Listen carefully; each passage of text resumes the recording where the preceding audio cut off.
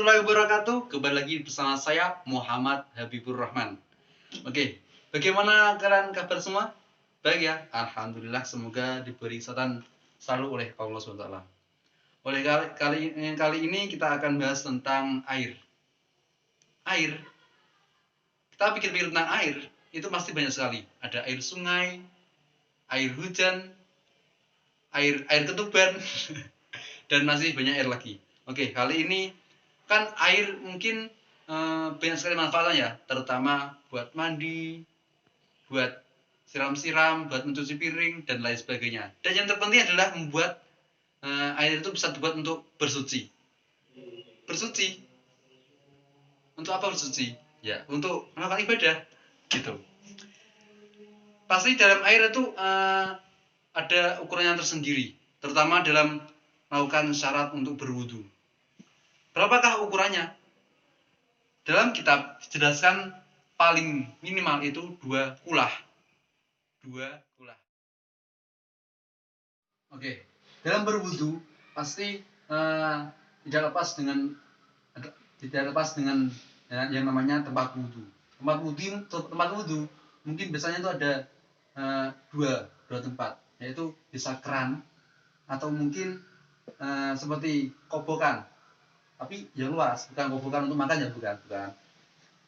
Ya, dalam situ saya mengetahui sendiri orang yang mungkin tidak pernah ke pondok ya, mungkin karena pondok itu tempat wudunya itu enggak keran, jarang sekali keran, karena mungkin kebanyakan santri ya, karena keran itu tidak cukup untuk memungkinkan berwudu, maka membuat seperti tempat wudu yang lebar besar. Nah, bagaimana hukumnya? Hukumnya tetap sah. Karena apa? Karena air mustakmal kalau dikumpulkan lagi menjadi 2 kulah lebih, itu airnya tetap menjadi sah. Gitu kawan-kawan. Nah, apa sih air mustakmal itu? Ya, air mustakmal yaitu sisa air yang kurang dari 2 kulah yang sudah digunakan untuk basuhan yang fardu, basuhan pertama seperti wudu, dibuat lain. Pokoknya tidak mengandung tidak apa yang namanya, tidak berubah warna atau berubah bukan.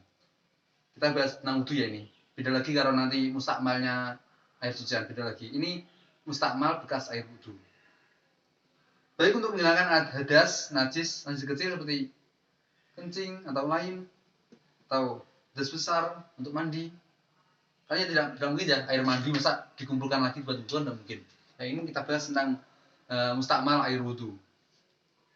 Ya, ketika kita wudu, kan pasti airnya jatuh lagi ke tempat wudu tersebut. Dan mungkin di pondok-pondok panjang itu kita basuh lagi muka, tangan dan lain-lain, kan pasti airnya jatuh lagi ke tempat wudu. Nah, itu jika airnya mengumpul lagi jadi 2 kulah, itu airnya jadi suci lagi. Mungkin dalam 1 minggu itu kan pasti berubah menjadi hitam. Nah, itu sebenarnya yang hitam bukan airnya, tapi tempatnya itu tersendiri. Tapi airnya tetap sah.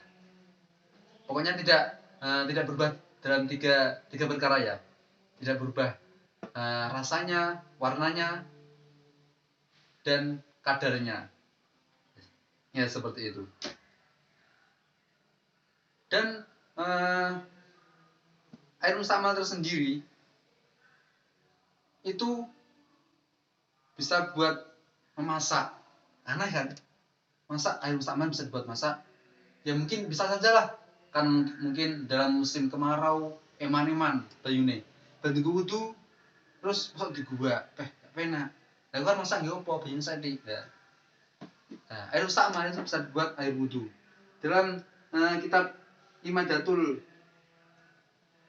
Miftah wal Mustafni, dalam buku ini dijelaskan itu boleh karena airnya masih suci.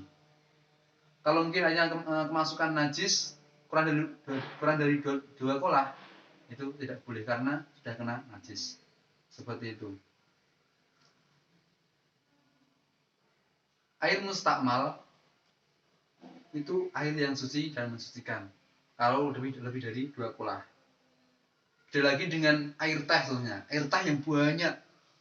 itu tetap tidak bisa mensucikan, tapi air tersebut suci. Seperti air teh, terus air kopi, susu ya, maksudnya air susu itu suci, tapi tidak bisa untuk bersuci ya, seperti itu ya.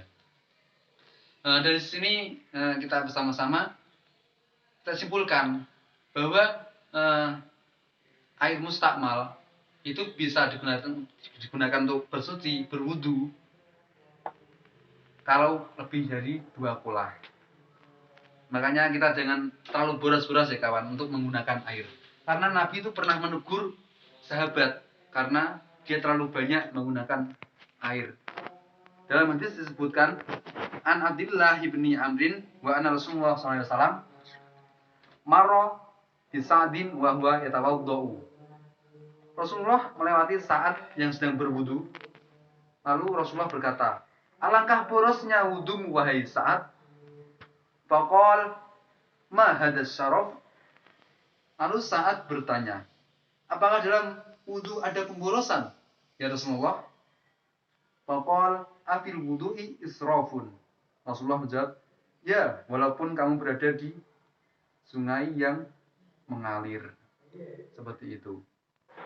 Jadi jangan sekali-kali kita melakukan pemborosan, terutama air. Mungkin dalam kondisi yang sekarang ini mungkin kemarau berkepanjangan, ya kita tidaklah kita alangkah baiknya untuk tidak terlalu boros. Terutama dalam biasanya membasuh kaki, ya itu biasanya boros sekali itu, lebih dari tiga ember, tiga ciduk, ya seperti itu cukup. Pokoknya syarat-syaratnya sudah terpenuhi, ya itu sudah. Pokoknya jangan terlalu berboros-borosan.